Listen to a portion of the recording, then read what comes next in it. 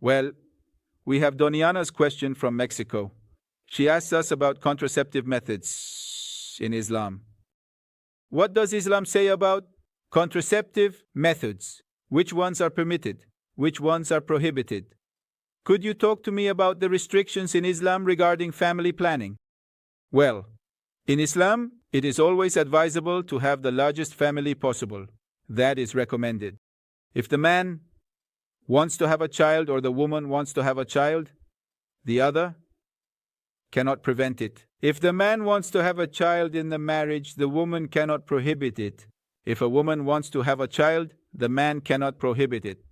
This is an Islamic norm. First of all. Secondly, if both agree, they can use some contraceptive method under the following conditions. First, that no one else, even if they are a doctor, should touch or see their genitals, their private parts. For example, there are certain contraceptive methods that require a doctor to insert this device into the woman's vagina. That is not allowed. It requires touching the man's penis, or his testicles. This is not allowed. That is to say, any method that requires direct contact with the genitals is not allowed. So, any other method that does not require direct contact with the genitals and is not harmful, provided that your partner allows it, because that is your partner's right. A man cannot become sterile without his wife's permission. Because the woman says, I want to have children, the man says, I cannot give you children. So what happens? That poor thing, what can she do? You no longer have semen because you have had a vasectomy. They have closed everything off, and you are a useless man. The man, useless. You are no longer the male that the woman expects. Do you understand? I have known many cases where the man felt weak after a vasectomy, his wife betrayed him, or the man betrayed his wife. There are many fights, many divorces after a vasectomy. Why? The woman is of reproductive age. The women especially need to have children. They need to, do you understand me?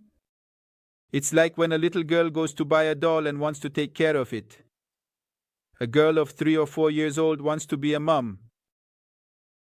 It is in their nature, not in their education. Why wouldn't your child want to be a mother? Why only girls? It's in their nature. The gender ideology is a lie. They've been indoctrinated in their heads. No, it's a reality. Women need to have children. They need to hold their child. They need to be mothers. Perhaps a man does not have that feeling. Also, fathers need to be fathers. But when you say, look, that man is already sterile, and the woman wants to have a child, what is the solution? That is the problem. That is the problem. That's why we never recommend doing a vasectomy or any permanent method. No. If you want to use something, well, use condoms or some form of contraception that is not permanent. We do not recommend pills because all of that has secondary consequences. For example, in the nervous system, in the reproductive system, many things are going to harm you. Do you understand me? In Islam, when something clearly has a strong secondary consequence and it is harmful, it is also not permitted to use it. Any contraceptive method, may God bless you. Peace be upon you and the mercy of God and His blessings.